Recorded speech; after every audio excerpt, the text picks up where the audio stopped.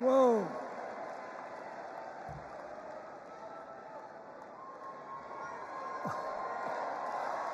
Let me ask you something.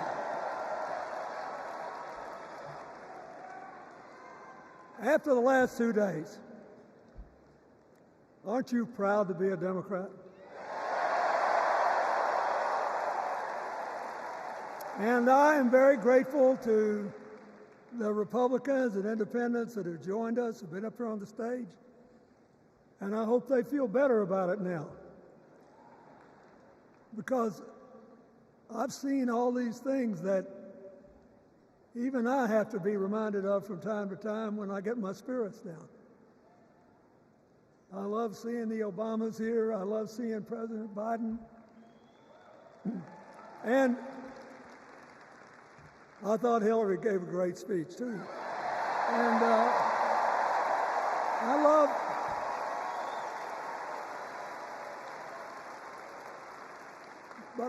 I love seeing all these young leaders.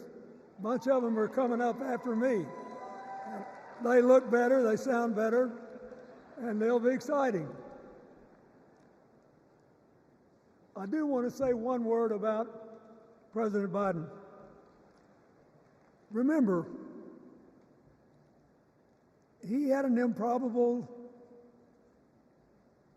turn that made him president. And we were in the middle of a pandemic and an economic crash. He healed our sick and put the rest of us back to work. And he strengthened our alliances for peace and security. He stood up for Ukraine. He's trying desperately to get a ceasefire in the Middle East.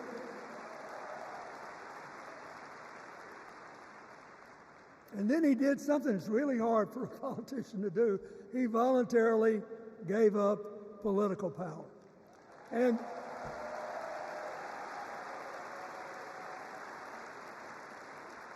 George Washington knew that, and he did it. And he set the standard for us serving 2 terms before it was mandatory.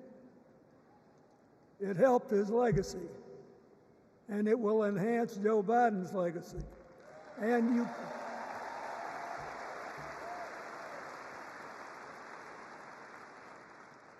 it's a stark contrast to what goes on in the other party. So I want to thank him for his courage, compassion, his class, his service, his sacrifice.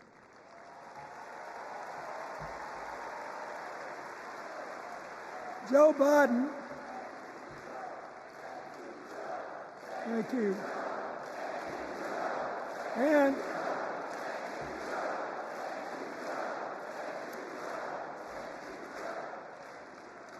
he kept the faith, and he's infected a lot of the rest of us. Now let's cut to the chase. I am too old to gild the lily. 2 days ago, I turned 78, the oldest man in my family for 4 generations. And the only personal vanity I want to assert is I'm still younger than Donald Trump.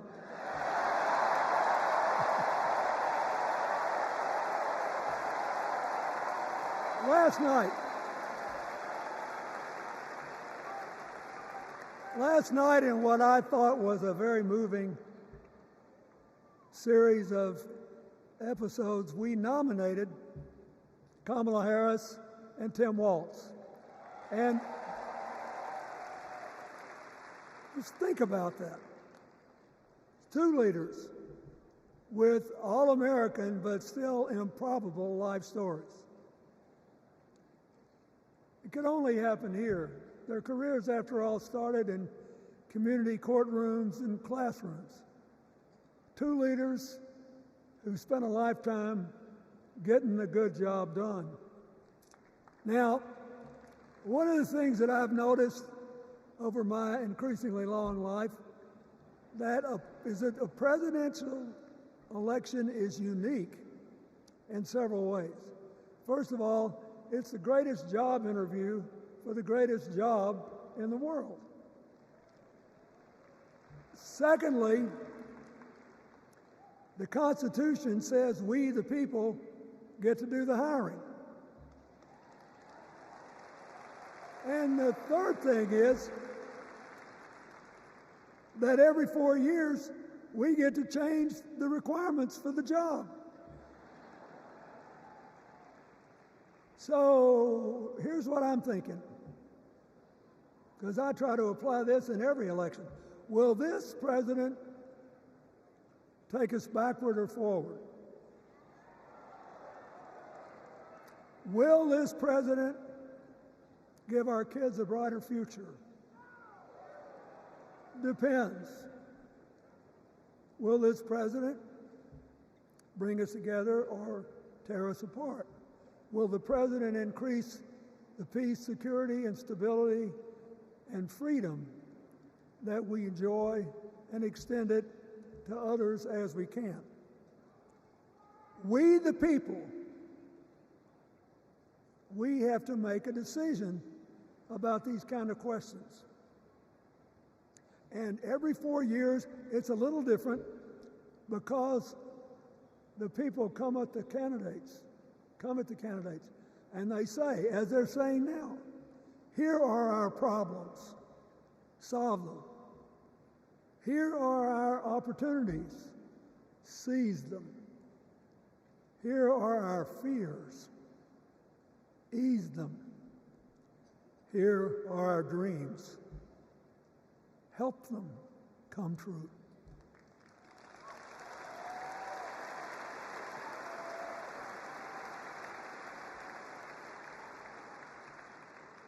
A president can answer that call by saying, I'll do my part, but you have to help me. We have to work together. Or you can dodge what needs to be done by dividing, distracting, and diverting us. So in 2024, we got a pretty clear choice, it seems to me. Kamala Harris for the people,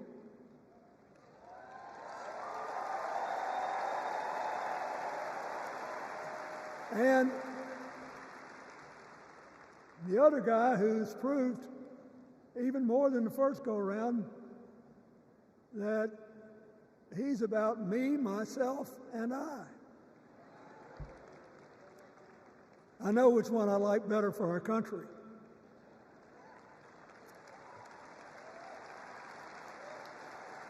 Kamala Harris will work to solve our problems, seize our opportunities, ease our fears, and make sure every single American, however they vote, has a chance to chase their dreams. You know, when she was young, she worked at McDonald's. And she greeted every person with that 1,000-watt smile and said, "How can I help you?" Now she's at the pinnacle of power and she's still asking, "How can I help you?" I'll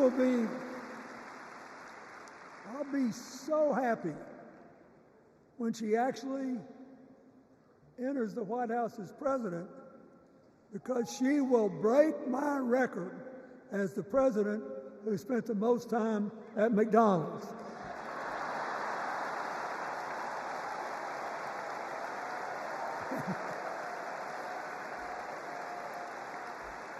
Now, but we got an election to win. And remember, we've got a guy that's pretty good at what he does. Donald Trump has been a paragon of consistency. He's still dividing, he's still blaming, he's still belittling other people. He creates chaos, and then he sort of curates it as if it were precious art. Let me say, not a single day goes by even though I've been gone for well over 23 years from the White House, not a day goes by that I don't thank the Lord for the chance I had to serve and what it meant. And one of the reasons, thank you. Wait.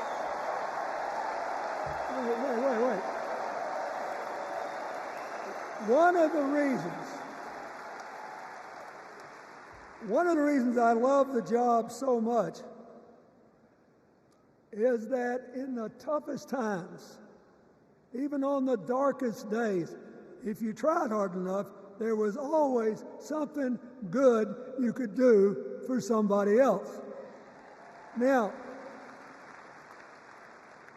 some days that's not easy to do. You've got to deal with all these emergencies, or there's something going on here, there, or yonder. But Kamala Harris is the only candidate in this race who has the vision, the experience, the temperament, the will, and yes, the sheer joy to get something done.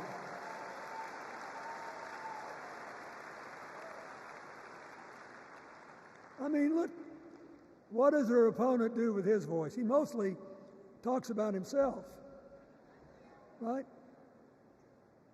So the next time you hear him, don't count the lies. Count the eyes.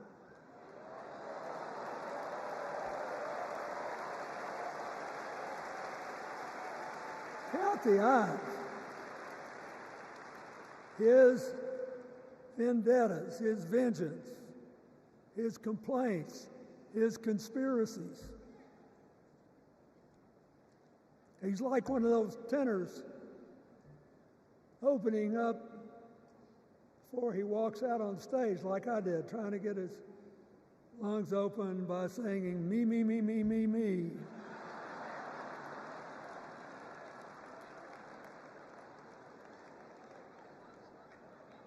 When Kamala Harris is president, every day will begin with you, you, you, you.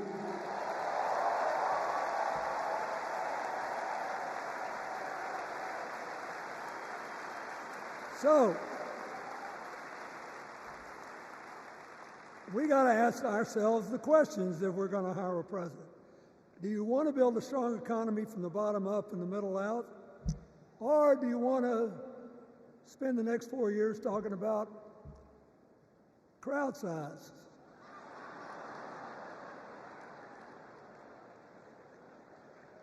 You're going to have a hard time believing this, but so help me, I triple-checked it.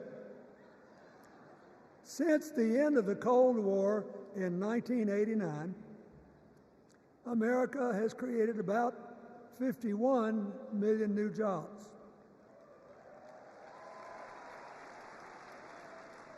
I swear I checked this 3 times. Even I couldn't believe it. What's the score? Democrats 50, Republicans 1.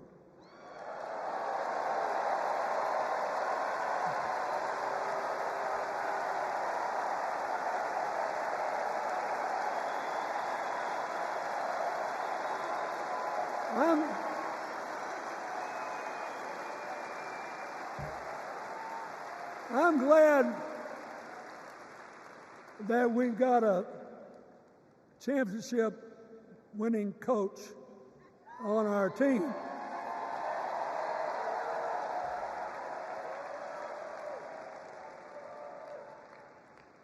But even the most limited of us in what we know about football or any other sport knows that if you're got 50 and the other side's got 1, you're ahead.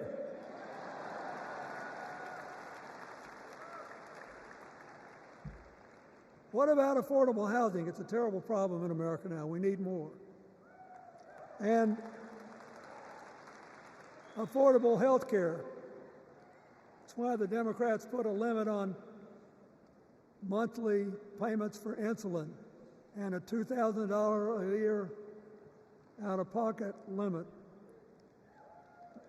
and are trying to cover more drugs by bargaining for prices. We need more financing for small businesses.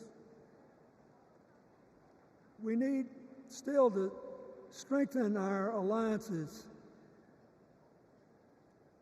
I almost croaked in the first debate of this election season when President Trump said nobody respected America anymore like they did when he was president. Wait. And with a straight face. Look, you got to give him. He's a good actor. With a straight face, he cited as evidence of the respect that existed for us when he was there the presidents of North Korea and Russia.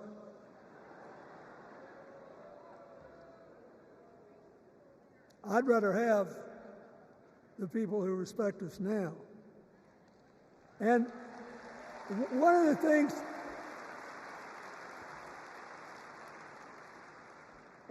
is when you send a signal to the other countries, you want them to know whether they agree with you or not, at least that you're on the level. Here's where you are and what you believe.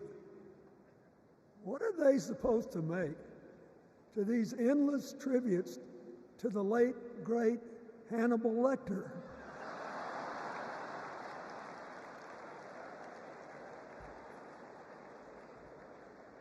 I mean, President Obama once gave me the great honor of saying I was the explainer-in-chief. Folks, I've thought about it, and I don't know what to say.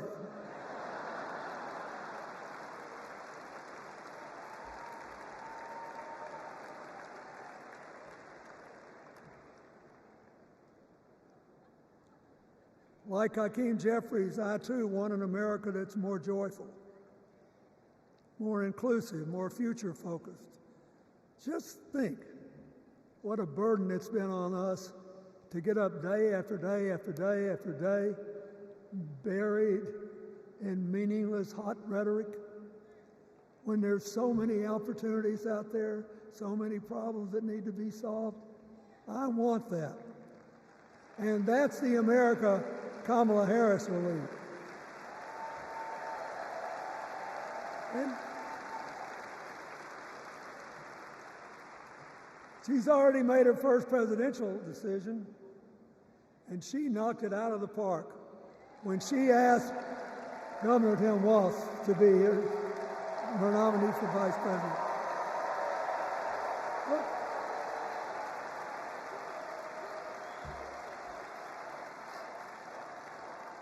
As they used to say when I was a young man growing up in Arkansas, you do not have to be all broke out with brilliance. You just look at Tim Walz, listen to him, follow his record as a teacher, as a coach, in the National Guard, as a congressman, where he was the only Democrat, save one, elected in that district in more than 100 years. And he stayed a long time. And then he became a great governor. And by all accounts, he was a crack shot who had the courage among his rural constituents to say, we do not need these assault weapons available to people who can kill our kids in school.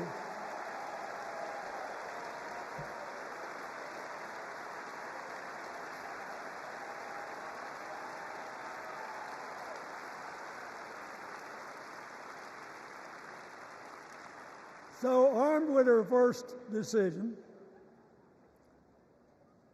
Kamala Harris confronts an interesting dilemma. We're going to walk out of here feeling pretty good, I think. We've got energy, we are happy, we feel like a load's off our shoulders. And we know we're just being asked to fight the same fight that the forces of progress have had to fight for 250 years.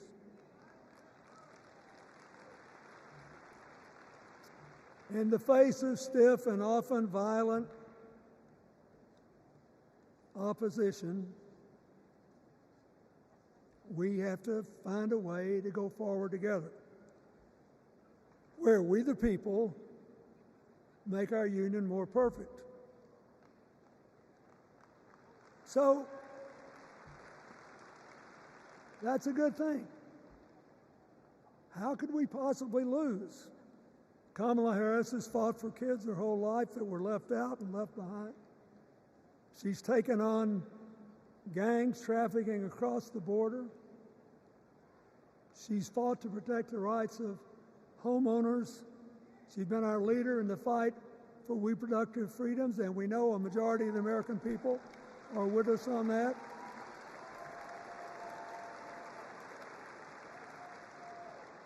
And she's gained an invaluable amount of experience as vice president, advancing our values and interests around the world. She's already said she's going to work really hard to make sure that no American working full-time lives in poverty or has to worry about their children living in poverty. She says that we got to make home ownership an achievable dream for everyone, not just a privilege. She said that and this meant a lot to me, that she would protect everybody's right to vote, whether or not they voted for her. They were citizens and they deserved the right to vote.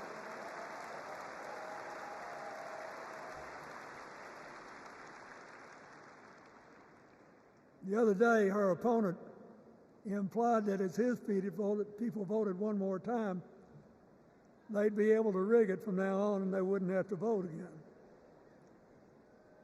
You think they're kidding, but I know a lot of these folks, and most of them are really good people, but some of them think that they are bound to dominate America politically, economically, and socially, and they have to use politics to do it, and they should rig the system. I don't believe that. And so here's what I want to tell you. We've seen more than one election slip away from us when we thought it couldn't happen, when people got distracted by phony issues or overconfident. This is a brutal, tough business. I want you to be happy. One of the reasons that President-to-be Harris is doing so well is that we're all so happy.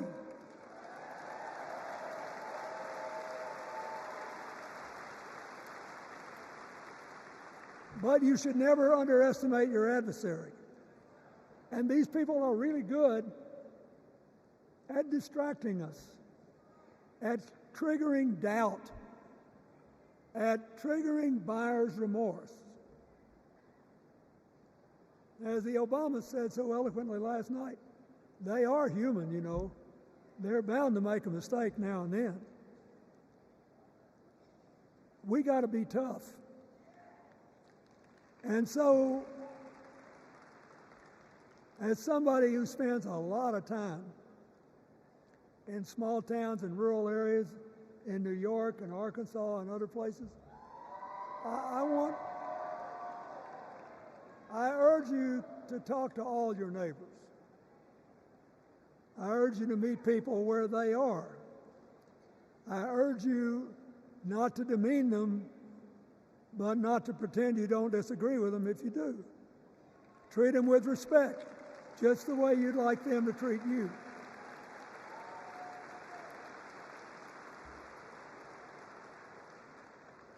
ask for their help, and then follow our leader, Kamala, and ask them, how can I help you? We Democrats right now have a lot of hay in the barn. We've got massive achievements, massive advances, but there's still a lot of slips between today and Election Day that we have to navigate. And so I want to say this from the bottom of my heart. I have no idea how many more of these I'll be able to come to. I started in '76, and I've been to every one since. But no, 72. Lord, I'm getting old. But here's what I want you to know.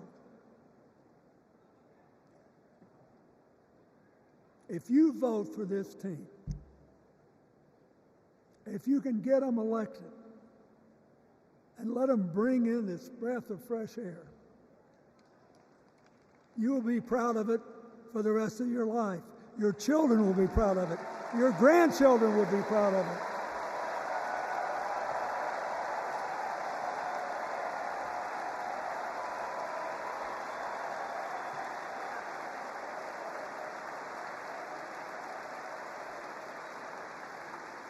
Take it from a man who once had the honor to be called in this convention the man from hope. We need Kamala Harris, the president of joy, to lead us. So,